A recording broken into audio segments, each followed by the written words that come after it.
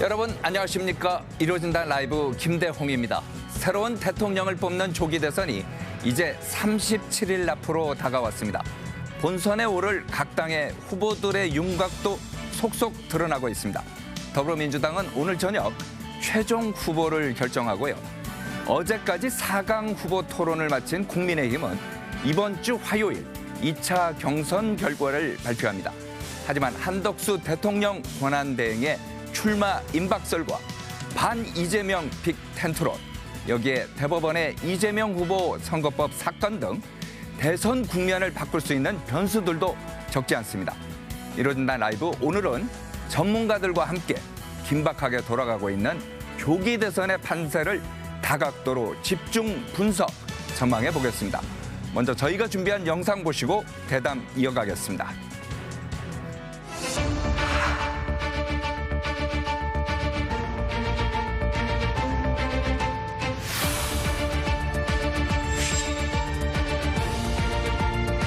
반드시 정권을 되찾아오겠습니다. 새로운 나라를 만들겠습니다. 민주당의 미래를 위해서도 저 김경수에게 투표해 주시기를 간곡히 부탁드리겠습니다. 당당하고 또 정직한 경제 대통령 되도록 하겠습니다.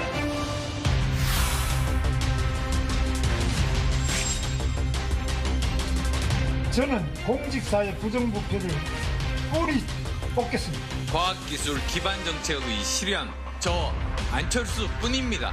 중산층의 시대를 여는 문이 될 겁니다. 충분히 걱정됐고 또 준비도 충분히 했습니다.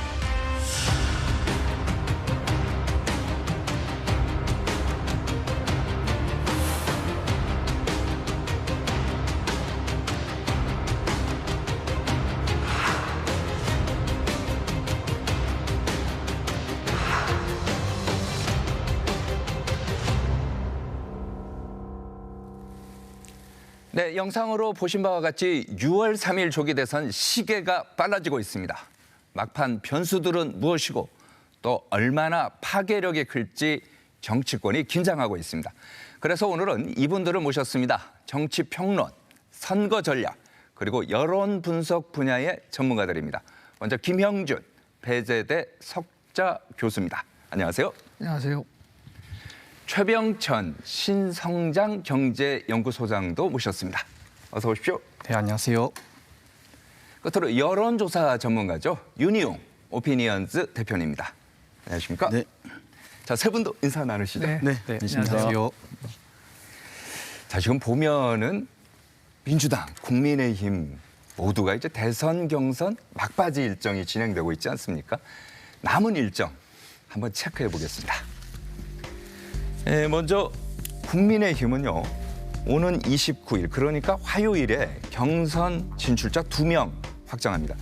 이 가운데 이제 과반 득표자가 나오면 바로 당 대선 후보가 되지만, 그렇지 않으면 그 다음 날 양자 토론 거쳐서 5월 3일, 그러니까 다음 달 3일이죠. 최종 후보자 결정합니다. 반면에 더불어민주당은 오늘 수도권, 강원, 제주 경선을 끝으로 최종 후보자를 결정하게 됩니다. 현재로서는 이재명 후보가 가장 유력한 것 같습니다. 자, 그럼 지금부터 각 당의 선거 전략 분석해 보겠습니다. 먼저 국민의힘인데요. 어제도 보면은 4명의 후보들이 치열하게 이제 토론을 했어요. 저희가 그 내용, 핵심적인 내용을 좀 간추려 봤는데 먼저 함께 보시겠습니다. 순서대로 진행. 윤 전 대통령께서 헌재에서 파면당하셨습니다. 상처받은 국민께 사과할 의향이 있으신지 새 후보 모두께 한번 묻겠습니다. 제가 최종 후보 되면 검토해 보겠습니다. 민주당의 줄탄핵, 30명 넘는 줄탄핵, 그리고 특검, 또 예산의 전면 삭감, 이런 많은 원인이 있습니다. 이런 부분에 대한 논의가 충분히 돼야 됩니다. 절대로 겪으셔서는 안 되는 일을 겪게 해드려서 정치인의 한 사람으로서, 당시 당대표였던 사람으로서 국민들께 대단히 죄송하게 생각합니다. 자, 저걸 보면요. 2대2 구조 같아요. 김문수, 홍준표 후보 이제 탄핵에 대해서 이제 반대한다. 윤 전 대통령 탄핵에 대해서 반대한다. 그래서 이제 반탄이라고 하고, 한동훈 그리고 안철수 후보는 탄핵에 찬성해서 이제 찬탄. 뭐 이런 얘기 많이 하지 않습니까? 어떻게 보셨습니까? 일단은 뭐 1차 경선에서 4명으로 압축을 했는데 또 공교롭게도 찬탄, 반탄, 2대2 구도가 딱 구성이 됐어요. 네. 그거는 이제 국힘의 입장에서 봤을 때는 흥행면에서 봤을 때는 아주 굉장히 나름대로 바람직한 구도다라고 일부에서 이제 평가를 하고 있는 부분들이 있기 때문에요. 실제로 이제 토론을 할 때요. 토론을 할 때 중요한 2가지 효과에 관련된 그 분석이 아주 많은데요. 하나는 과연 TV 토론을 보고 후보자를 바꿀 수 있느냐라는 그거 하나고요. 그 지지 변화 효과와 그게 아니고 자기 지지하는 사람을 계속해서 지지하는 강화 효과 중에서 어떤 것이 강한가라는 걸 가지고서 맞죠 그 분석을 굉장히 많이 하는데요. 지금까지 나온 거는 지지 변화 효과보다는 강화 효과가 조금 더 강한 것 같다라는 게 지배적입니다. 특히 이 경선에서는 딱 타겟팅이 정해져 있거든요. 자기 지지층, 국민의힘 지지층하고 무당층이기 때문에 당연히 거기에 이제 그 초점을 맞춰서 하다 보면은 뭐 대통령 탄핵에 대해서 찬성하는 것보다는 이제 반대하는 쪽이 이제 당심이 굉장히 많기 때문에 당연히 그쪽에다 강조하시는 분들도 있고 중도 의원 확장을 해야 되기 때문에 결국 이제 탄핵에 대해서 찬성 아니라 반대를 해야 된다라고 얘기하는 분들은 쉽게 표현해서 국민의힘 지지층보다는 무당층을 향해서 표를 던지는 거기 때문에 이게 과연 얼마만큼의 효과를 가져올 것이냐라는 것에 대해서 나중에 더 심층적으로 분석을 해봐야 되겠지만 이제 보편적인 거는 이제 특히 미국도 마찬가지예요. 예비 선거와 이제 본 선거는 완전히 다른데 프라이머리 일렉션에서는 철저하게 자기 강성 지지층을 중심으로 해서 전략을 세우고 있기 때문에 그런 것들이 이번 그 국민의힘 경선 과정 속에서 좀 드러난 게 아닌가 생각이 좀 듭니다. 최 소장께서는 어떻게 보세요? 저는 좀 약간 다르게 볼 여지가 있다고 생각이 드는데요. 지금 많은 분들이 4강으로 올라갈 걸 예상한 분 중에 나경원 의원이 포함돼 있었어요. 근데 나경원 의원이 떨어지고 안철수 의원이 올라간 것 자체가 많은 어떻게 보면 전문가들의 예측과 다르게 바뀌었거든요. 그런데 그러면 안철수 의원이 왜 갑자기 올라가게 됐나. 그래서 지금 2명으로 됐는데 그런 거에 대한 한 가지 해석은 이게 지금 탄핵을 찬성한 어떤 국민의힘 지지층과 탄핵을 반대하는 지지층이 고정돼 있다 보면 설명이 안 되는데 이거 자체가 변동하고 있는 중이다. 변동하는 중이다. 그렇죠. 그래서 원래는 일정 비율이 탄핵을 반대하는 비중이 압도적으로 많았는데 한 뭐 거의 70% 가까이 됐었는데 실제로 한국 갤럽을 자료라든가 등등을 보면 한 10%에서 15% 사이 정도가 이 헌재 결정이 나온 다음에 헌재 결정을 수용한다. 인정한다. 그리고 뭐 맞는 것 같다라는 결정이 한 15%포인트 살짝 안 되는 걸로 갑자기 확 올라갔어요. 왜냐하면 헌재 결정 이전과 이후는 상황이 달라진 거잖아요. 이게 이제 가장 큰 거고 두 번째로는 지난 대선을 한번 생각을 해보면 이번 말고 지난 대선이요. 이 박근혜 대통령 탄핵이 있은 다음에 민주당이 다 연전연승을 했거든요. 그때 국민의힘 지도부가 누구냐면 탄핵 반대한 분들, 황교안, 나경원 이런 분들 지도부였어요. 근데 국민의힘이 선거를 뒤집은 시점이 언제냐면 2021년 4월 7일 날 오세훈 서울시장, 박형준 부산시장 그 결과를 보고 어떻게 보면 처음으로 이겼거든요. 보궐선거 때. 그렇죠.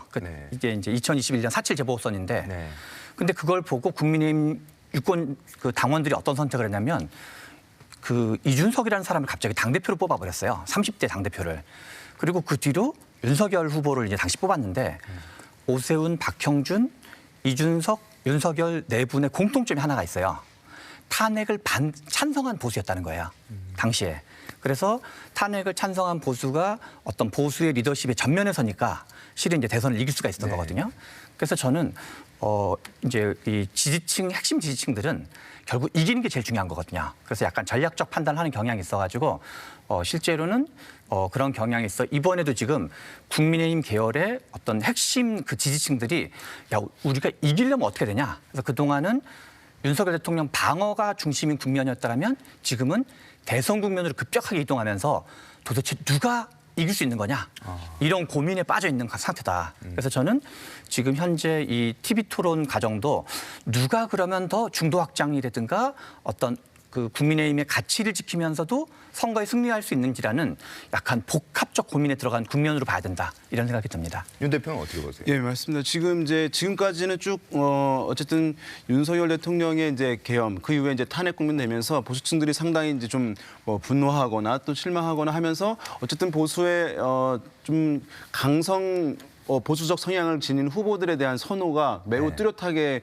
보여져 왔었는데 이제 윤석열 대통령 탄핵이 이제 정리가 된 상황에서 이제 그러면 대선 국면이잖아요. 그러면 유권자들 같은 경우에는 또 지지자들 같은 경우는 그 이슈를 바라보는 것이 그전에는 이제 탄핵에서 지켜야 한다. 어떤 자기들 대통령을 지켜야 한다는 시각이었다면 지금은 말씀하신 대로 대선에서 이제 승리해야 한다라고 하는 시각으로 그 판단 기준 틀이 바뀌는 것이거든요. 지금 이제 그런 흐름이 이어지고 있어서 원래는 이제 이렇게 예상이 됐죠. 그러니까 김문수 장관 등 이런 보수 강성에 어필하는 후보들이 매우 안정적이고 높게 유지될 것이다라고 하는 흐름. 지금도 일정 수준 유지되고 있습니다만은 그런 예상과 다르게 탄핵에 대해서 찬성했던 후보들. 탄핵이 필요하다라고 얘기했던 후보들이 좀 선전하고 있는 또는 가능성을 좀 엿보고 있는 흐름들로 변화되고 있으니까 그렇게 되면 지금 이제 당원들이 이제 새롭게 2명으로 추진되는 당원들의 의견들이 절반이 들어가게 됩니다. 근데 이 당원들 같은 경우는 어느 고정적인 후보를 지지하는 사람들이 아니라고 볼 수 있어요.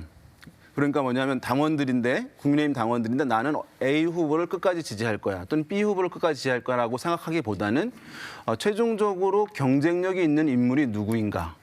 그거를 제1 선택 기준으로 두게 될 것이거든요. 그러니까 앞으로 이제 여론 흐름이 중요할 것이긴 할 텐데 지지율이 상당히 지금 많이 변하고 있습니다. 그러니까 1, 2, 3, 4 등이 굉장히 고정적이었는데 지금 변동 가능성이 매우 이제 높아지고 있는 그런 상황이어서 의외의 인물이 그러니까 최종적으로 후보가 될 거라고 생각하지 않았던 인물이 최종 후보가 될 가능성도 지금 상당히 높아지고 있어서 초반에 비해서 불확실성이 높아짐으로써 관심도도 좀 높아지고 있는 긍정적인 측면이 있다 볼 수 있겠습니다. 자, 그러면요. 지금 이제 세 분의 말씀을 이제 듣다 보니까 이제 저희도 좀 약간 의아스럽다고 해야 될까요?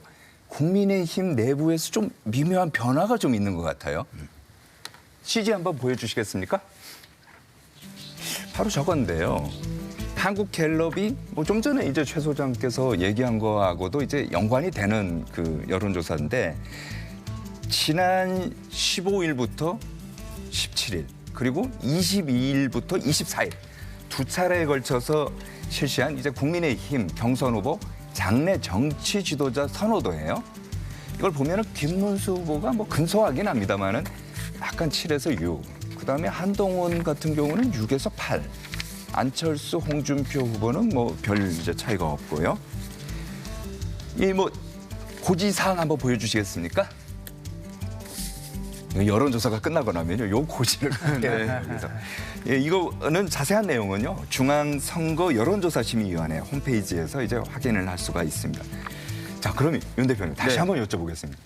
이거 한동훈 후보가 조금 오르고 김문수 후보가 조금 내리고 이게 의미가 있는 겁니까? 의미가 저는 이 방금 소개한 조사 결과는 조사에서는 이제 다른 여론조사는 좀 다르게 진행이 됩니다. 왜냐하면 일반적인 여론조사에서는 선택지들을 이제 면접원이 불러줍니다. 그래서 1번 누구 쭉 불러주는 그 중에서 응답자들은 선택을 하니까 상당히 이제 익숙한 사람을 선택을 하게 되는데 이거 같은 경우는 불러주질 않아요. 그러니까 이름을 스스로 얘기를 해야 되는 것입니다. 그러니까 사실은 이런 조사에서 2%, 3% 나오는 것도 상당히 의미가 있네요. 이고 여기서 미묘한 변화도 상당히 사실은 의미가 있는 것이라고 할 수가 있습니다. 물론 통계적으로 이제 오차범위 내이긴 합니다만은 그런데 지금 보게 되면 눈에 띄는 것은 한동훈 후보의 어쨌든 약간 상승세들이 여러 조사들에서 좀 약간 확인되는 측면이 있습니다. 물론 이것이 다른 후보들에 비해서 월등하게 나오는 것은 아닙니다. 그렇지만 이제 나타나는데 우리가 이제 보게 되면은 대선은 이렇게 얘기합니다. 총선과 대선을 구분해서 얘기하는데 총선은 우리 교수님 계시지만은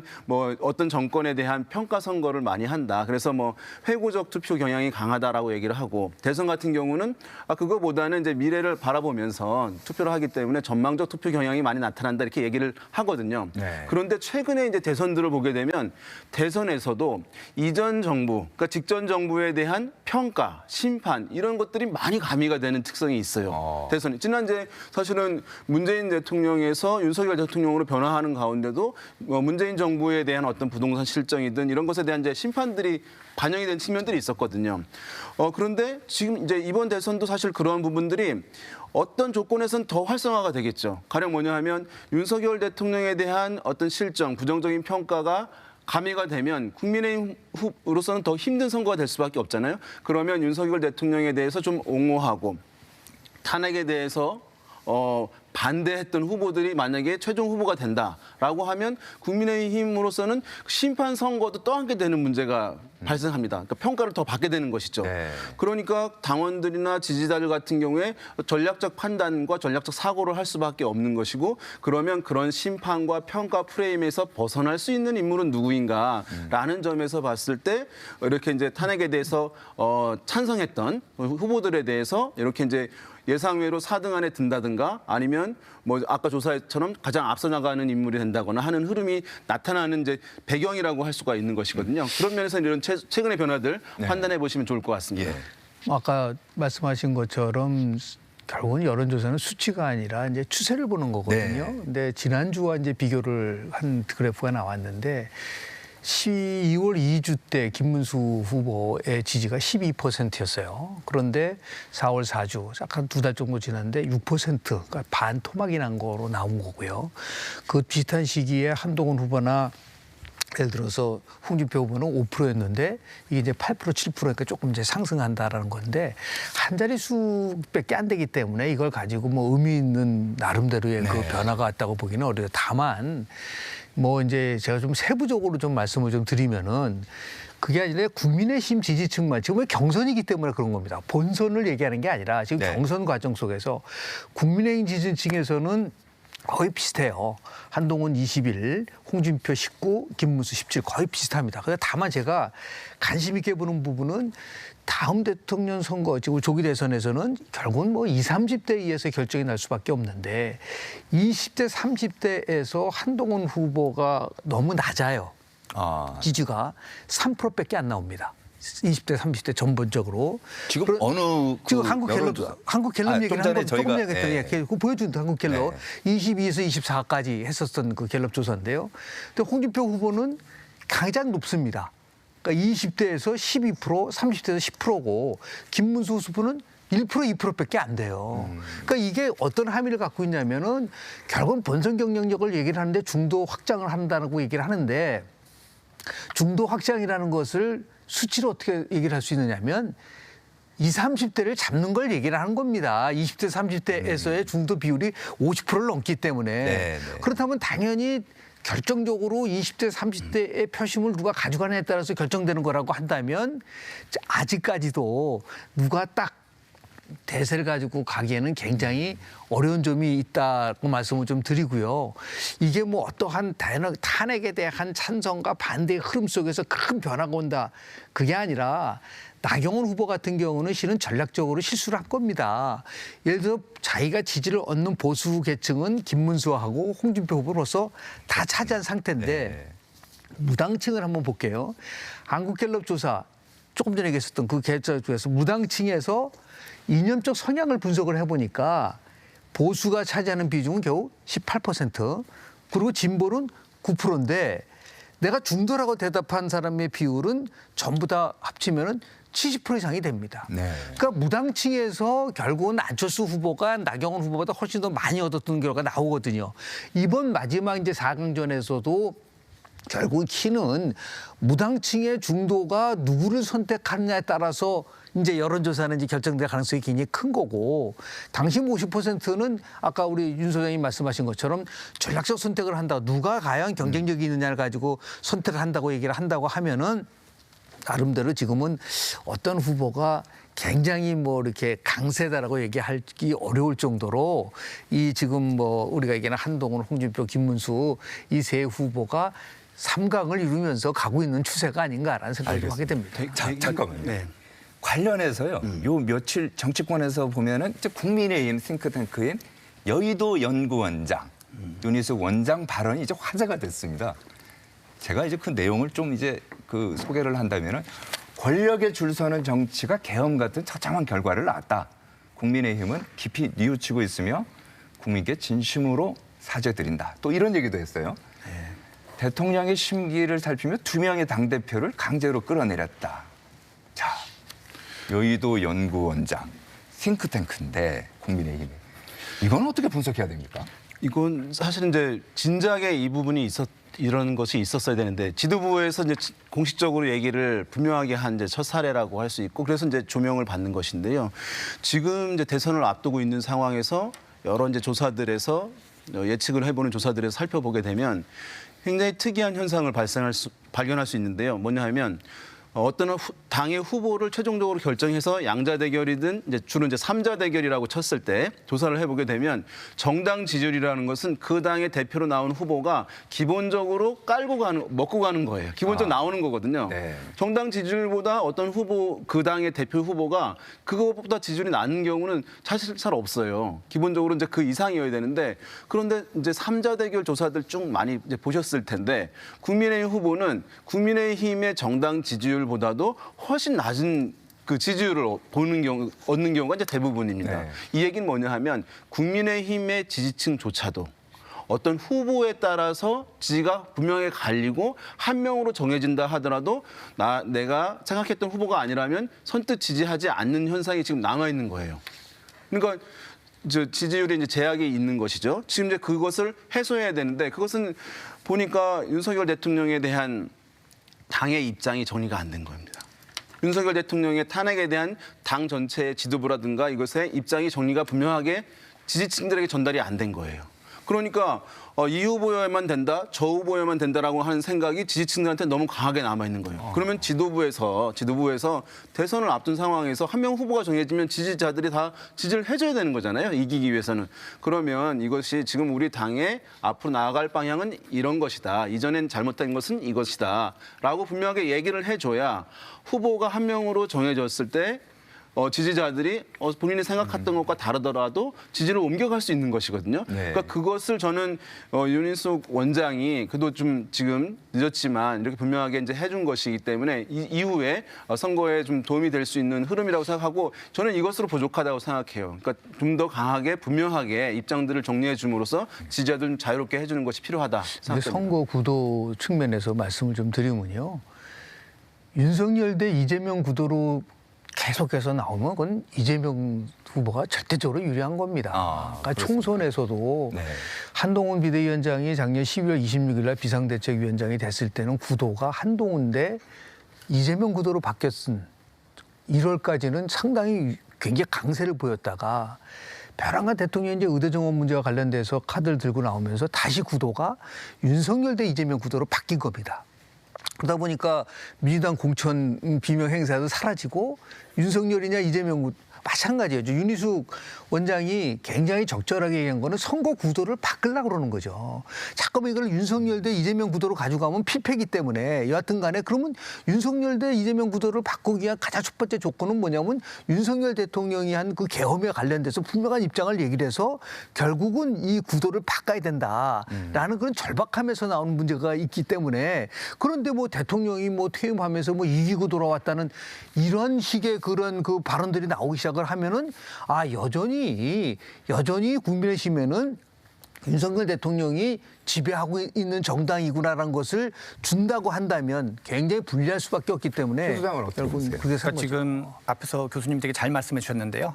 지금 큰 흐름은 뭐냐면 그 헌법재판소의 탄핵 인용이 나온 다음에 그것이 바람직하다라고 답변한 응답이 대략 약 70% 정도예요. 국민들이 70%가 탄핵은 정당하고 바람직하다고 생각하고 있는데 그러면 국민의힘이 해야 될 첫 번째는 뭐냐면 그것을 주도했던 사람들. 윤석열 대통령이 대표적인 거고 네. 그리고 그리고 기존의 그 당 지도부들 그리고 그거에 가까운 대선 후보가 누구냐. 김문수 홍준표 후보 같은 분들인 거거든요. 나경원 의원도 같은 거였고. 그러니까 실은 그분들이 다 하향 추세인 거고 그 흐름 전체가. 그리고 나머지 윤석열 대통령이 비판적이었고 국민의힘의 가치는 지키더라도 실은 선거에서 이기기 위해서라도 국민들에게 충분한 반성과 혁신을 해야 된다. 이런 입장의 흐름에 있는 사람들이 안철수, 한동훈, 윤희숙 등등의 흐름인 거거든요. 그래서 일종의 어떻게 보면 윤석열 대통령과 가까운 입장은 하향 추세인 거고 그 반대편 입장은 상향 추세라는 걸 알 수가 있고 네. 실은 앞에서 했었던 한국갤럽 조사를 보면 국민의힘이 지금 4강을 2강으로 선출하는 방식이 그 당원과 그 지지자 무당파를 합쳐서 하는 방식이거든요. 그런데 한동훈 후보가 그 국민의힘 지지층과 무당파를 합쳐서 그 같은 조사에서 25%가 나왔고 홍준표 후보가 23%, 김문수 후보가 29%씩 나오고 있어요. 그래서 불과 한 3주 전만 해도 김문수 후보가 1강 2중 구도였는데 네. 지금 약간 3강 구도식으로 바뀌었어요. 그런데 다만 앞에서 우리 배 교수님이 잘 말씀하신 것처럼 추세가 어떠냐. 추세는 일종의 그 윤석열 대통령의 비판적인 추세는 상승 추세고 나머지는 이제 뭔가 좀 하향 추세라는 게 이게 오히려 지금 국민의힘 경선이 국민들의 관심을 이제 모으기 시작한 그런 에너지로도 작동하고 있는 거죠. 선거는 이제 되게 국민들 유권자를 대상으로 해서 설득하는 과정이잖아요. 선거 과정이. 그러면 그 어느 당에서 얘기하는 것이 논리적으로 정합성을 지녀야 되거든요. 우리도 이제 누구 설득하려면 이제 빈틈이 없어야 되잖아요. 네네. 근데 지금 국민의힘의 입장을 상징적으로 얘기하면 이런 거잖아요. 주요한 얘기들이 계엄은 잘못됐다. 탄핵도 잘못됐다. 이런 거잖아요. 계엄이 잘못됐으면 탄핵에 대해서는 그 필요한 부분이 있었다라고 얘기해야지 그렇지라고 해서 다음 단계로 넘어갈 수 있는 것인데 이걸 갖고 그 유권자들, 마음을 정하지 못한 유권자들한테 설득을 하려고 하는 것이니까 충돌되는 것이 모호한 상황이 남아있는 것이거든요. 네. 누가 이제 투명하게 신뢰가 가고 말이 그럴싸해야지 사실 관심을 갖고 지지하게 되는 것이니까 그런 부분들이 속히 좀 정리가 되는 것이 국민의힘 상당히 필요하다 말씀드리겠습니다. 알겠습니다. 자, 그럼 또 하나 이제 변수 중에 하나가요. 한덕수 권한대행. 이 얘기를 또 저희가 안 할 수는 없을 것 같은데 국민의힘 후보들조차도 한덕수 권한대행이 출마하는 게 좋다.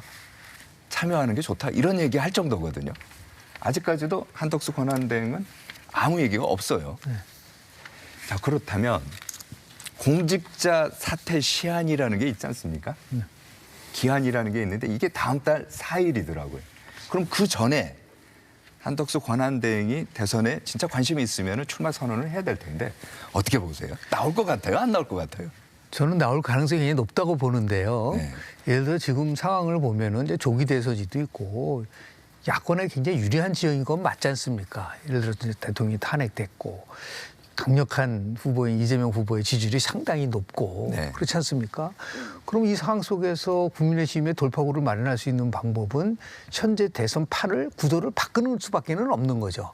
우리가 보통 이제 선거 연구를 하면은 모델이라는 말과 시나리오라는 이 두 가지 용어를 사용을 해요. 모델과 시나리오. 그 모델이라는 거는 과거의 데이터하고 통계적 기법을 통해서 예측을 하는 거거든요. 지금 이제 어떤 분들은 지금 상황이 마치 2007년도 모델과 같다. 2007년. 당시에 왜냐하면 정동영 후보하고 이명박 후보가 붙었을 때 530만 표 차이로 완싸하게 이었던 부분들이 아니냐라고 얘기를 하고 또 어떤 부분은 이게 2002년도 모델 같다. 이해창 총재가 거의 대통령인데 막판에 뒤집어지고. 예, 정몽준하고 노무현 후보가 단일화를 통해서 뒤집어진 거라든지 97년도 모델도 DJP 연대거든요. 그래서 지금 대한민국 대통령 선거에서 나올 수 있는 여러 가지 법칙이 있지만 가장 중요한 법칙 중에 하나가 바로 연대의 법칙입니다. 선거 막판에 어떤 연대를 통해서 이루어지나 크게 4번의 연대가 있었어요. 97년 DJP 연대, 그리고 2012년도에 당시 문재인하고 안철수 후보하고 연대가 있었는데 그거는 일방적으로 사퇴를 한 거기 때문에 연대라고 볼 수가 없습니다. 네. 그리고 이제 2002년도 노무현, 정몽준 후보 단일화, 그리고 2022년도 당시 윤석열하고 안철수 후보가 단일화. 이 4번 중에서 3번이 성공을 한 겁니다. 당연히 그러니까 연대를 찾을 수밖에 없는 건데 이 연대를 하기 전에 특히 97년도에 DJP 연대라든지 2002년도에 정몽준하고 노무현 후보 단일화 그 모델이 지금 한덕수 차출론의 핵심 사항입니다. 그래서 어떠한 판을 바꾸기 위해서 국민의힘 최종 후보하고 한덕수 후보하고 단일화가 이루어진다고 한다면 중요한 거는 뭐냐면요. 선거는 제가 말씀을 드리지만 구도인데 결국은 범진보 대 범보수로 이 대결 구도가 재편이 된다는 겁니다. 근데 양자 대결 구도로 가져간다면은 지금은 굉장히 차이가 많이 나는 것 같지만 굉장히 좁혀질 수 있는 부분들이 있기 때문에 아마도 제가 볼 때는 뭐 29일 마지막 국무회의 하시고 30일 정도는 선언하지 않겠어요. 그렇게 되면 29일 날 이제 최종적으로 2강이 만들어지지 않겠습니까? 네. 그 이후로 아마 한덕수 대행이 결정을 내릴 수밖에 없지 않겠는가라는 생각을 이제 조심스럽게 예측을 해봅니다. 잠깐만요. 그 프로그램 초반에 우리 최병천 소장이 언급하신 이제 헌법재판소 결정 국민 수용도 관련 여론조사는 서울경제신문 의뢰로 4월 4일 그리고 5일 한국갤럽이 실시한 여론조사로서 자세한 내용은 중앙선거 여론조사 심의위원회에서 확인할 수 있습니다. 고지해드렸고요. 자, 어떻게 보십니까? 지금 한덕수. 이제 저는 국민의힘 쪽 분들의 전략가 분들이 지금 구상하는 길 중에 반명 빅텐트론이거든요. 그래서 이제 이재명 대표에 동의하지 않는 사람을 광범위하게 일종의 덧셈의 정치를 하자라고 하는 건데 네. 여기서 빠져 있는 게 뭐냐면 지금 국민들의 70%가 탄핵을 정당하다고 생각하기 때문에 근데 결과적으로 탄핵에 대한 어떤 분명한 반성이 없으면 이게 빅텐트가 아니라 빈텐트가 될 확률이 매우 높아요. 빅이 영어로 이제 빅인데 근데 실제로는 한글로 비어있다. 반성과 혁신이 비어 있는 텐트가 될 가능성이 있다는 거죠. 네. 그래서 실은 이게 그 제3지대 선거와 어떤 이제 선거라는 건 결국 단순하게 말하면 51% 연합을 만드는 이기는 게임이거든요. 네. 단순하게 도식화시키면은.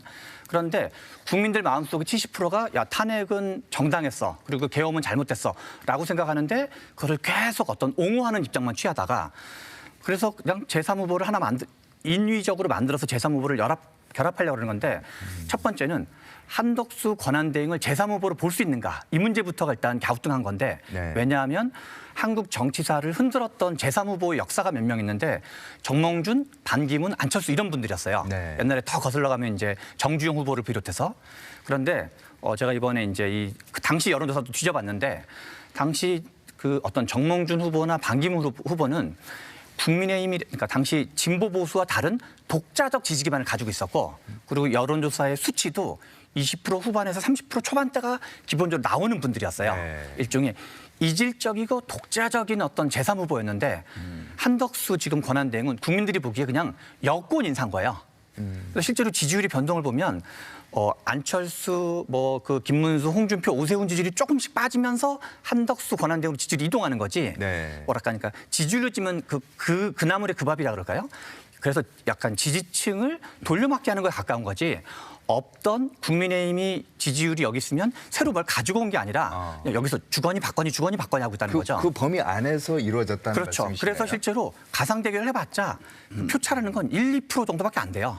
그러니까 김문수, 이재명 가상 대결, 그다음에 한덕수, 이재명 가상 대결이라는 게 되게 비교적 되게 낮은 수준이거든요. 그 격차가. 그런 점에서 저는 지금 국민의힘이 이 탄핵에 대한 반성과 혁신이 1단계로 넘어야 될 산인데 그 산을 넘지 않고 자꾸 어떤 꼼수를 점점 기획을 하고 있다. 근데 그런 거는 국민들의 마음을 열게 만들 수가 없다.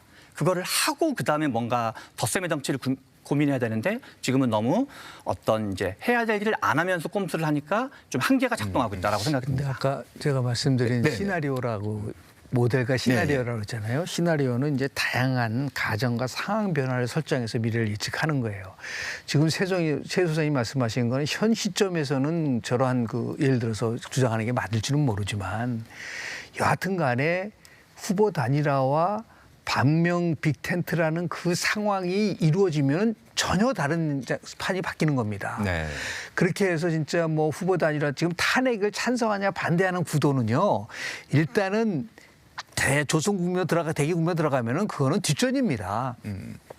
이재명이냐 아니냐의 싸움으로 바뀌는 거예요. 거기에 탄핵이냐 탄핵이 아니냐가 아니라 이재명을 지지하느냐 아니면 반 이재명 구도로 바뀌기 때문에 그거보다는 어떻게든 간에 지금 말씀하신 덧셈 정치라고 해서 일단 후보 단일화 과정 속에서 누가 단일화될 것인가가 굉장히 집중을 하고 그다음에 다음 단계는 이제는 반명 빅텐트라는 거는 예를 들어서 개헌이라는 걸 매개로 해서 전부 다 모이자라고 한다면은 구도가 제가 항상 말씀드리지만 범보수 대 범진보가 됩니다. 예를 들어서요. 희망 고문이 아니라 2017년도에 박근혜 전 대통령 탄핵 당시에 한번 보십시오. 당시에 보수는 분열됐었어요. 그러나 41.1%로 문재인 후보가 당선됐지만 심상정 후보 6.2%를 더하면 전체 비율은 47.3%입니다. 그 당시에 유승민, 홍준표, 안철수가 전부 다 얻은 득표율이 52.2%예요. 만약에 정말 그 당시만 해도 빅텐트가 이루어졌다고 한다면 이거는 48대 52 구도로 갈 수 있는 지금도 저는 마찬가지라고 봅니다. 그게 탄핵이냐 반대냐 찬성의 문제가 아니라 진영의 논리에 따라서 이재명이냐 반 이재명이냐를 가지고서 싸움 구도로 바뀌기 때문에 지금과는 다른 양상이 나올 수 있는 가능성이 저는 굉장히 크다고 저는 봅니다. 알겠습니다. 자, 그러면요. 지금부터는 민주당, 왜냐하면 이게 다 연관이 돼요. 빅텐트하고도 이제 또 이재명 후보의 일강 구도하고도 다 연관이 되거든요. 자, 민주당으로 한번 넘어가겠습니다. 사실 앞서 저희가 빅텐트 관련 얘기도 이제 했습니다만은 이런 빅텐트 나오는 이유가 뭘까? 바로 지지율 때문 아니겠습니까? 민주당 이재명 후보의 일강 구도가 너무 강하기 때문에 이를 넘어서기 위해서는 좀 전에 말씀하신 것처럼 뭐 슈퍼 빅텐트를 치고 그리고 이제 모여야 하지 않겠느냐라는 아마 이제 위기감 때문에 나오는 얘기 같습니다. 그래서 가장 최근에 나온 여론조사 결과 함께 보시겠습니다. 차기 대통령감으로 누가 가장 적합한가 물었습니다. 그랬더니 민주당 이재명 경선 후보가 42%로 가장 이제 앞서고 있고요. 그 뒤를 한덕수 권한대행 11%, 그다음에 한동훈 9%, 홍준표 8%, 김문수 7%, 개혁신당의 이준석 3%, 안철수 후보 2% 순입니다. 현재는 이재명 후보 그리고 그 이외 후보들 다 합쳐도 뭐 41%밖에 안 되는데 이 여론조사는요 저희 KBS가 의뢰해갖고 한국 리서치가 한 겁니다. 2025년 4월 22일부터 24일까지 3일간 실시했고요. 전국 만 18세 이상 남녀 3,000명 전화 면접을 했습니다. 그리고 무작위 추출을 했고요. 응답률은 20.5%, 지역별, 성별, 연령별 가중치 부여했고 표본 오차 플러스 마이너스 1.8%포인트고요. 신뢰 수준은 95%입니다. 자세한 내용 중앙선거 여론조사 심의위원회 또는 KBS 홈페이지 참고하시면 됩니다. 자, 길게 제가 이제 설명을 드렸습니다만은 핵심은 이거 아닙니까? 이재명 후보의 일강 구도가 지금처럼 계속 이어질 것 같으냐 아니냐.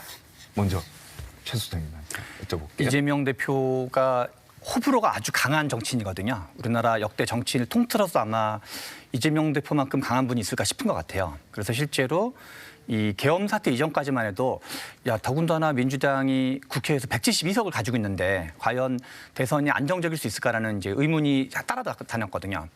그럼에도 불구하고 왜 이렇게 독주를 하고 있냐. 지금 단지 민주당 내에서만 독주하는 게 아니라 여야 대결 구도에서 어느 정도 독주를 하고 있거든요. 근데 선거라는 건 중요한 건 상대평가인데 A 후보가 잘해도 B 후보가 더 잘하면 B 후보가 이기는 거고 그렇죠. A 후보가 싫어도 B가 더 싫으면 A가 이기는 거거든요. 그렇죠. 그래서 이재명 대표에 대한 반감이나 비호감이 많은 게 사실이었음에도 불구하고 이렇게 나오는 거는 실은 윤석열 대통령과 국민의힘 등등이 탄핵이라는 거를 더 이재명 대표 비호감보다 훨씬 더 강력한 비호감을 스스로 초래했기 때문이라 봐야 되는 거지.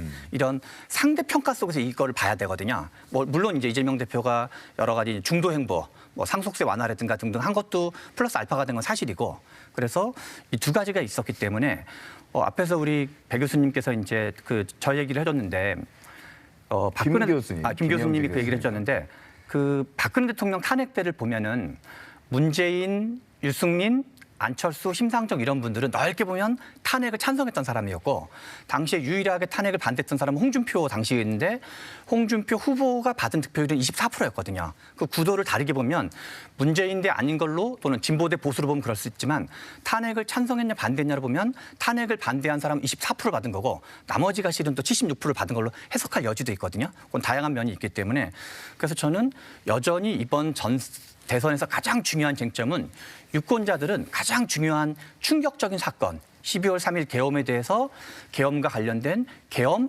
윤석열 대통령 이 탄핵에 대한 입장을 먼저 정리정돈을 해야지 그다음 단계로 넘어갈 수 있다. 그렇지 않고 하는 어떤 연대연합도 중도층의 마음을 움직일 수가 없다. 제 질문은 이재명 후보의 일강 구도가 선거 끝날 때까지 이번 대선의 본선에서까지 이어질 것 같나요? 그거를 흔들 수 있는 방식이 있는데 탄핵을 찬성한 사람이 국민의힘 후보가 되고 그다음에 플러스 덧셈의 정치를 할 때는 흔들 여지가 있죠. 근데 그거를 하지 않고 하는 어떤 거는 결국 중도층의 마음을 움직일 수 없을 거라는 거예요. 핵심도. 어떻게 보세요? 지금 이제 아까 보여준 그래프 있잖아요. 그 여러 가지 이제 선거조사가 있는데 문항들이 있는데 다자대결 구도의 조사 결과입니다. 그러니까 다자대결 구도라고 하는 것은 모든 후보들을 이제 한 문항에서 이제 물어보는 것이거든요. 누구를 가장 지지하는지 또는 이제 대통령 누가 적합한지 묻는 것인데 선거는 사실 이렇게 치러지지 않잖아요. 치러지지 않지만 이제 우리나라에서 많이 이제 사용되는 흥미로운 조사이긴 한데 이 조사에서 같은 정당의 경쟁자들이 있죠. 그런데 이 조사에서 40% 아까 넘었잖아요. 제가 지금까지 보아오면서 다자대결 조사에서 경선 후보가 정해지기 전에 한 명의 후보가 40% 넘었던 사례는 없었던 것 같아요. 그러니까 좀 전에 이제 저희가 보여줬던 그래프죠. 예, 42% 나왔잖아요. 뭐 다시 한번 보여주시겠습니까? 이재명 후보가 이제 42%였던 것 같고요. 3자 대결이나 양자 대결 했을 때 40%가 넘고 50% 넘는 경우는 있을 수 있잖아요. 네네. 그런데 이렇게 모든 후보들을 놓고 한 명의 후보가 40% 넘는 것은 이전 대선 조사 직전에 치러지던 조사들에서는 발견하지 못했던 현상이니까 사실은 이재명 후보에 대해서 뭐 이제 비토가 강하다 또는 이제 확장성이 뭐 제한된다라는 얘기를 많이 하잖아요. 그러니까 싫어하시는 분들의 그 비토 정서의 강도는 강할 수 있을지 모르겠어요. 제가 상당히 강할 거라고 보는데 그렇지만 이 수치를 놓고 확장성에 문제가 있다라고 얘기하기에는 지금 이제 너무 사실은 지지율이 높은 수준이라고 할 수 있겠고 이것은 아마도 민주당 지지층이나 이제 범야권층 성향에 있는 분들의 표를 사실 거의 다 독점을 지금 오랫동안 해오고 있는 것이어서 그거와 연관돼서요. 저희가 또 하나 이제 그래픽을 만든 게 있어요. 네. 그러니까 민주당 대선 경선 이제 진행되고 있지 않습니까? 어제 이제 호남 했어요. 호남까지 누적 그 득표율인데 보여주시겠습니까? 자, 역대 대선 후보 경선 최고 득표율인데 어제 호남까지 합치면은 이재명 후보 같은 경우는 89.04%. 김동연 후보가 아니 90% 되면은 이게 어떻게 뭐 경선이라고 할 수 있냐 이런 얘기도 한 걸로 알고 있는데 박근혜 전 대통령도 83%, 김대중 전 대통령 78%거든요. 압도적인데 이것도 어떤 의미가 있습니까? 민주당 경선이 갖고 있는 독특한 이제 구조 때문에 그런데 아까 우리 조금 전에 윤 소장님 말씀을 하셨지만 그 갤럽 조사 결과를 다시 한번 보여드리면요. 다자구도를 가지고서는 미국에서는 전혀 저런 거를 쓰지를 않습니다. 그러니까 이런 거죠. 예를 들어서 국민의힘 지지 후보들만 뽑아서 본다든지 아니면 민주당 뽑아보죠. 다 보여준단 말이에요. 제가 저거를 보면은 지금 42%라고 나와 있어요. 이재명 후보가. 거기에 지금 김경수 후보하고 김동연 후보는 1% 전부 다 하면 44%입니다. 그러면 저게 한독수를 포함해서 범여권이라고 할 수 있는 후보를 전부 다 합치면 그게 갖고 있는 게 38%예요. 44%에 38%로 좁혀진다는 거죠.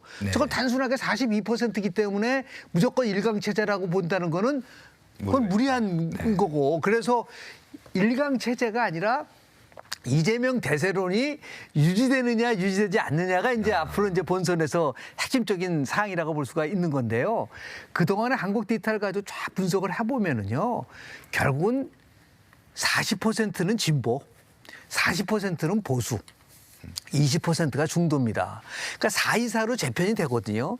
이게 이제 마지막에 20%가 누구를 선택하느냐에 따라서 방송 3사 우리 KBS를 포함해가지고 2022년도에요. 선거 끝나고 나면 출구조사하거든요. 물어봅니다. 선생님께서는 후보를 언제 결정하셨습니까? 라고 물어봤을 때 깜짝 놀란 결과는요. 방송 3사 출구조사했기 때문에 굉장히 정확하거든요.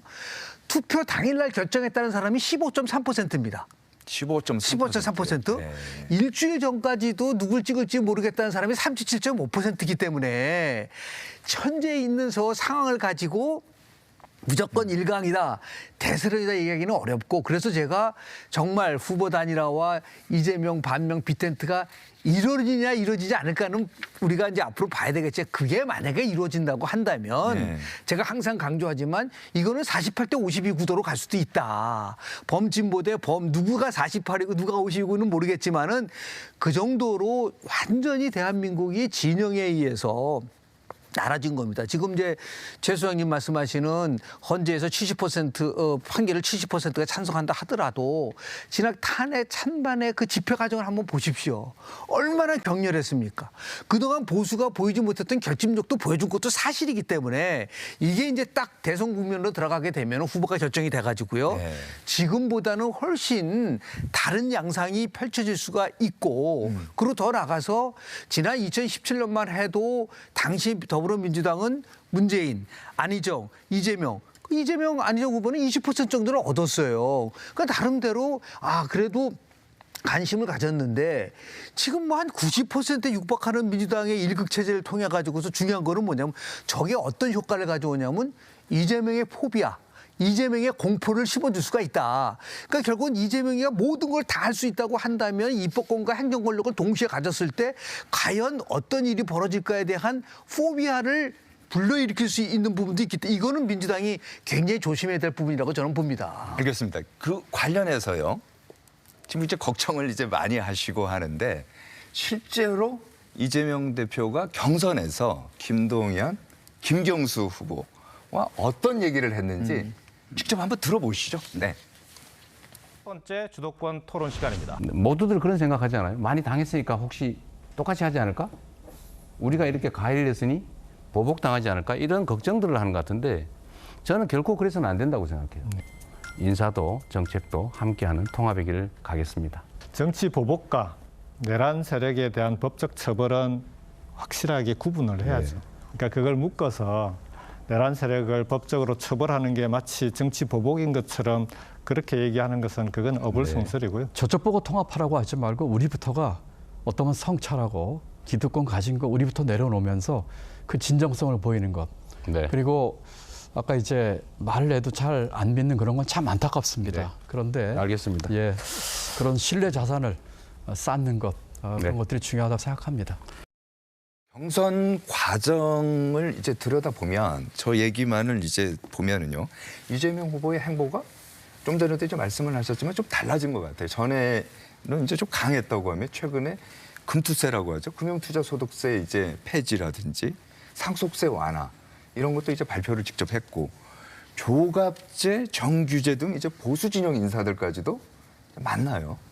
어떻게 보면 중도층으로의 확장이 아니라 보수층으로까지 확장하는 거 아니냐 이런 것도 느껴지는데 어떻게 보세요? 그렇죠. 말씀하신 대로 이게 대선이라는 게 지금은 앞서고 있지만 상황에 따라서 우리나라가 여론이 확 뒤집어지는 또 어떤 다이나믹 코리아의 특성이 있기 때문에 아까 김 교수 얘기한 그렇죠. 것처럼 교수님 말씀하신 것처럼 그래서 이재명 후보 본인도 그거를 좀 인지하고 있는 것 같아요. 인지하고 있어가지고 약간 우리 흔히 쓰는 말로는 약간 부자 몸조심인 것처럼 심지어는 이재명 후보 본인은 민주당이 어느 정도 중도 보수 역할을 할 필요가 또 있다. 그러면서 앞에서 말씀하신 조갑제, 정규제 씨 만나는 거 연장으로 한 달 전쯤에는 이지용 삼성 회장도 만난 적이 있었거든요. 그러면서 우리나라 대기업 역할이 되게 중요하다라고 하면서 어떤 이제 민주당 또는 이재명 후보가 가진 여러 가지 이제 어떤 우려사항 중에 하나가 너무 좀 지나치게 포퓰리즘, 반기업 또 뭔가 이렇게 좀 가혹하게 할 가능성이 있는 거 아니냐라는 걸 좀 염두에 두면서 통합, 부드러움, 중도스러움 또는 보수 일부도 포용하는 모양새 이런 거를 그리고 지금 전체 선거운동 기조도 로우키를 쫙 하고 있어요. 뭔가 크게 뭘 하기보다는 안정감, 균형감과 워낙 지금 지지율이 앞서기 때문에 그런 것도 있겠죠. 그렇죠. 그 요인이 가장 크다고 봐야죠. 왜냐하면 불필요한 논란을 만들기보다는 상대방을 긴장시키기보다는 겸손한 자세를 취하려고 아주 의식적으로 하고 있는 거고 그거는 대체로는 잘하고 있다고 봐야 되는 거죠. 이게 이제 경선에서는 지지층을 타겟으로 선거 운동을 캠페인을 하고요. 이제 본선에 가서는 이제 중도층을 대상으로 캠페인을 이제 하는 것이 일반적이긴 한데 지금 이재명 후보 같은 경우는 뭐 경선에서 사실상 이제 후보가 되는 것이니까 사실 경선부터 본선 전략을 해온 것이라고 할 수 있어요. 중도층을 타겟으로.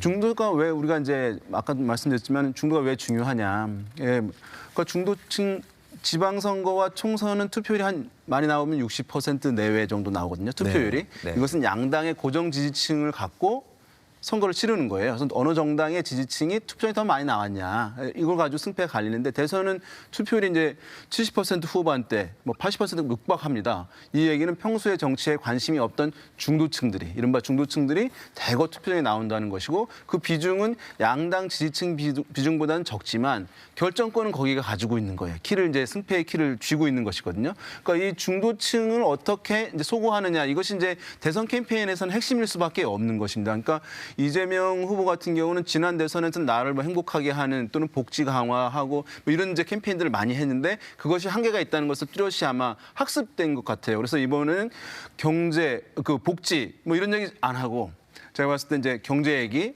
그다음에 중도층이 좋아할 만한 뭐 통합해야 한다, 정치보복 안 했든지 이런 얘기를 하는 이유는 이제 그러한 지난번에 그런 진보 이념성의 강화로 캠페인했을 때 뚜렷한 한계를 절실했기 때문에 이번에 하는 것이라고 할 수 있겠고요. 다만 좀 아쉬운 것은 아까 우리 김 교수님께서 말씀하셨는데 만약에 대통령이 되면 국회 의석도 이제 다수석이고 대통령이고 그래서 이제 권한이 너무 넘치는 것 아니냐. 그러면 이거 너무 강한 대통령 아니냐라고 하는 이제 비판이 제가 봤을 때 이제 남은 기간 동안에 국민의힘 쪽에서 이재명 후보를 상대로 하는 캠페인의 핵심 포인트가 될 거라고 보여져요. 네. 그러면 그 위기감, 두려움 때문에 보수층들을 결집할 수 있는 것이거든요.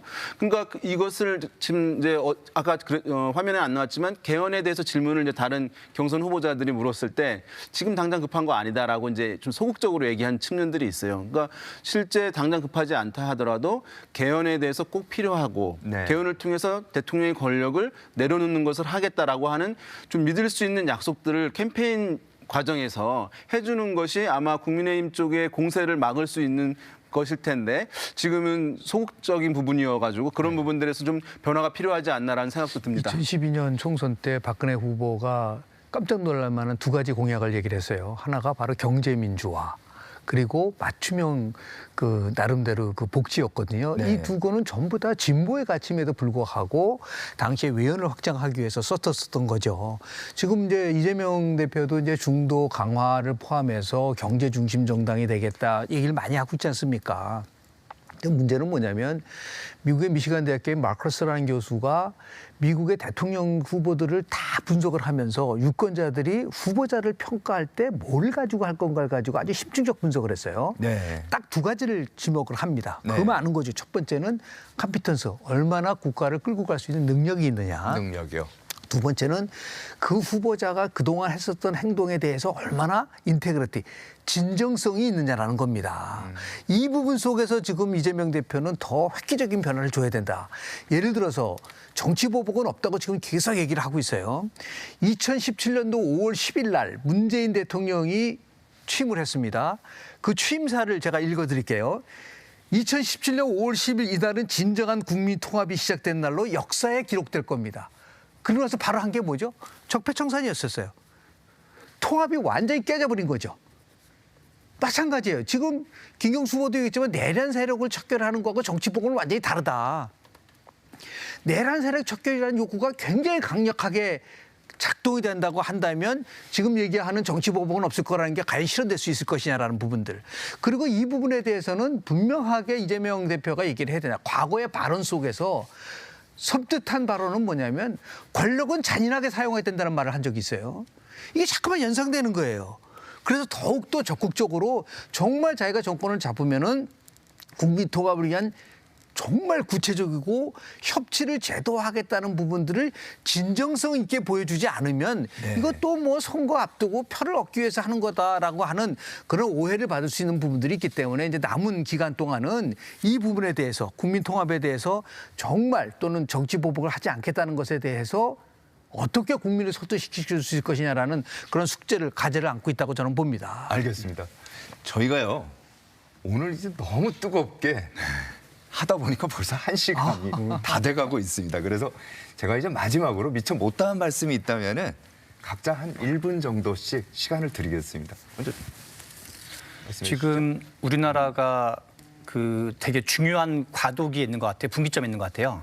트럼프 대통령이 된 다음에 지금 전 세계를 대상으로 관세 전쟁을 하고 있는데 실은 우리나라가 트럼프 쇼크 또는 이제 중국이다 한국의 경제를 다 추격하고 있거든요. 그래서 지금 한국 경제도 되게 어려워가지고 그런 거를 염두에 두고 대선의 중심 쟁점이 돼야 되는데 너무 좀 이제 어떤 약간 정치 내전스러운 걸로 가고 있어가지고 이런 부분들을 이후에 좀 이제 각 당의 후보가 정리가 되면 한국의 운명, 대한민국 경제의 운명 이런 게 좀 쟁점이 되기 위해서라도 각 당이 어느 정도 좀 이제 뭔가 그런 거에 대한 준비를 좀 중심으로 돼야지 대선이 좀 뜻깊은 자리가 되지 않을까 이런 생각이 좀 듭니다. 네, 윤 대표님? 네, 지금 이제 초단기 뭐 대선이 치러지고 있는 그런 상황이어서 미디어나 또 국민들 유권자들도 누가 이제 앞서냐 이제 뭐 경마식 보도라고 하는데 그런 지지율 순위에 따라서 후보들 이제 평가하고 바라보고 있는 것입니다. 그래서 뭐 이런 시각이 이제 아주 없을 수는 없을 텐데 말씀하신 대로 중요한 이제 시기인 상황에서 후보들이 준비했던 어떤 비전이나 나라의 지금 문제에 대한 진단, 그래서 앞으로 어떻게 가야 할지 준비한 정책과 공약 문제는 너무 기간이 짧다 보니까 아예 이제 가려지는 문제가 너무 큽니다. 그래서 우리 미디어에서도 그런 부분들 좀 최대한 국민들에게 선보여주고 또 국민들께서도 그런 후보들이 준비한 정책과 공약과 관련한 부분들을 좀 면밀하게 비교평가하는 이런 과정들도 함께 병행됐으면 하는 바람입니다. 네, 좋은 말씀입니다. 마지막으로 김 교수님. 결국은 유권자들이 어떤 선택을 하느냐라는 게 대한민국의 미래를 결정짓는 거거든요. 지금 우리는 모든 게 다 누가 대통령이 될 것인가만 얘기를 하고 있지 어떤 대한민국으로 갈 것인가 국정 방향, 올바른 방향으로 끌고 가기 위해서는 어떤 사람이 필요할 것이냐에 대한 것들도 많이 우리가 토론도 하고 그리고 지금 중요한 부분은 뭐냐면 대통령 선거는 시대정신과의 싸움입니다. 어떤 후보가 이 시대정신을 잘 부합하는 정책을 가져가느냐. 시대정신은 지금 현재 시대 정치는 딱 두 가지라고 봅니다. 하나는 경제, 어렵거든요. 그다음에 통합입니다.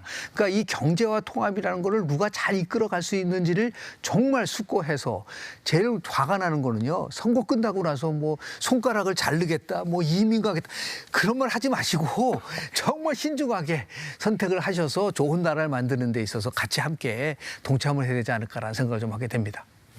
네, 오늘 말씀 고맙습니다. 이른 아침 출연해 주셔서 다시 한번 감사드립니다. 네, 고맙습니다. 좀 전에 이제 말씀 세 번 다 하셨습니다만은 우리 경제의 저성장 쇼크가 이제 현실로 다가왔습니다. 올해 1분기 한국 경제가 받은 성적표는 마이너스 0.2%, 심지어 성장률이 4분기 연속 0.1%를 밑도는 사례는 외환위기나 글로벌 금융위기 때도 없었던 사상 초유의 사태라고 합니다. 현재로서는 한미 통상협의와 발빠른 추경이 그나마 급한 불을 끌 수 있는 돌파구로 보입니다. 조기 대선 국면에서 정치적 이해타산으로 한국 경제의 생사를 가를 골든타임을 놓치는 일은 절대 없어야겠습니다.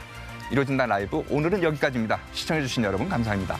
저희는 다음 주에 뵙겠습니다.